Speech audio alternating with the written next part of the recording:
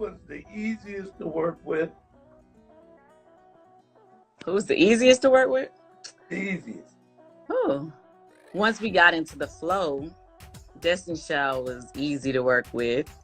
You know, it was just that initial, like, you know, getting to know each other phase that was kind of like weird at first. But once we got some, you know, cool with each other, that was amazing. TLC, I mean, I had a great relationship. Even after No Scrubs, I worked with them again on the next album. So they are like, you know, one of my favorite artists to work with. Okay, now who was difficult? Now, Kandi, don't try to soft soap me. Don't you? I hate to do it, and you know, ain't no love lost. I mean, you know, this is 100 years later, so it doesn't even matter. But yeah, I had a bad experience in the studio with Boyz II Men. Yeah. Well, Yeah. you know, when you say bad experience, It was bad. It was bad. They could sing, couldn't they? No, about the singing. It wasn't about the singing at all. Yeah, it was not the singing. What is it? What was it about? Was it about the attitudes or what? Attitude. Yeah. We fell out after that. It was an issue. It was an issue. I don't think I ever been disrespected like that before in the studio in my life. It was crazy, really. I could take her or leave her. Now, I think that she's a cool person. I think that, you know, when I watch her on TV or whatnot, I think that she has very valid things to say. I think that she keeps things on a level when it comes to her personality. I have nothing bad to say about Kandi. It's just we work differently.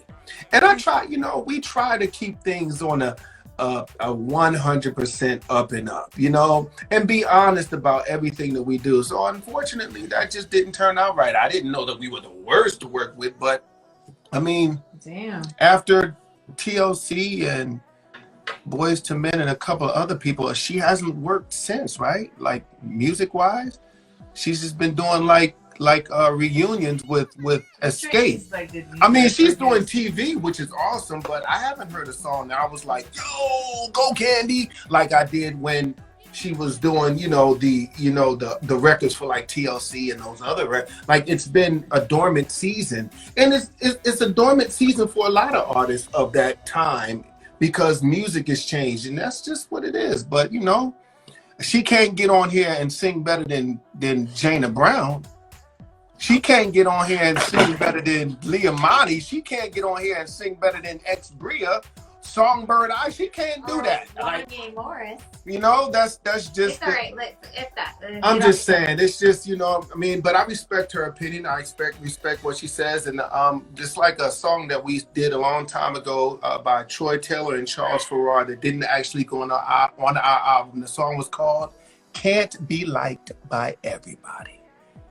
Congratulations. That's the way I look at life. And maybe you guys were young, you know, like now you guys are like the best to work with. You guys are so like so nice. I don't know how hence the reason why we work with the best in the business. You know, the Jimmy Jammers and Terry Lewis, the Baby Faces, the Diane Warrens, the Walter Afanasievs, the Mariah Careys, you know what I'm saying? The Brian McKnights. That's the caliber of artists and producer that we work with, simply because that's the caliber of artists that we relate to. We can't really relate to somebody that just wrote songs for Shakespeare, their man. Like if Shakespeare had another girlfriend, you know, she probably could have wrote to the songs that Shakespeare did. But anyway, it's all good. She did good for that time, and I truly appreciate it. But now y'all know the story, so y'all can go back and say or There you go. In an interview that I found from a couple of years ago that record producer Dallas Austin did, it kind of explained what was possibly going on behind the scenes when it came to working with the group members, and therefore probably shattered their career after just 4 short years of major success. I just noticed that on the second Boyz II Men album, you only produced one song.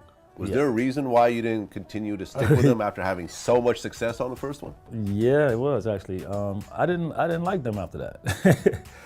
You know, when you come from that, when you're a producer, you stay in the studio and you don't really go out into the hype, and nobody blows your head up, and you don't come back later on, like, you know. So by the time we were working on the second album, I remember I was sitting in the studio and they were going, man, you know, I can't finish counting the diamonds in my Rolex right now. And I was sitting there looking at them, what are they talking about? And then the award show comes on and they go, oh, we got to let somebody win this year. Good thing we're not there. And I'm like, these guys are you know? And so that's how we ended up doing it. I did Thank You. I did some of Vibing with them. And even by the time we got through with Thank You, I was like ready to shoot everybody. It was just ridiculous how drastic of an ego change it was. Check this out. So then, during the same sessions, Babyface comes, right? And Joe Busby says, hey, Babyface is coming to the studio today. He wants to sing you guys another song. You know, why we got to work with Babyface? So Face comes to the studio. All of us are sitting around and he starts singing I'll Make Love to You. He sings the whole song. After they finish, they go, Boyz II Men looks at him and goes, see, that's what we talking about. That's what we do. We don't need you. This is horrible. I'm like, uh-oh.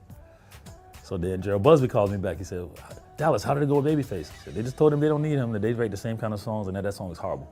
He says, what? Put me on the speakerphone. Guys, I'm not asking you, I'm telling you, do the song, roll your sleeves up, go to work right now. Click. And that song ended up being bigger than End of the Road. You know, so they just got to that point where they were smelling itself so much that I from that point, I was like, I can't believe they turned into this, really.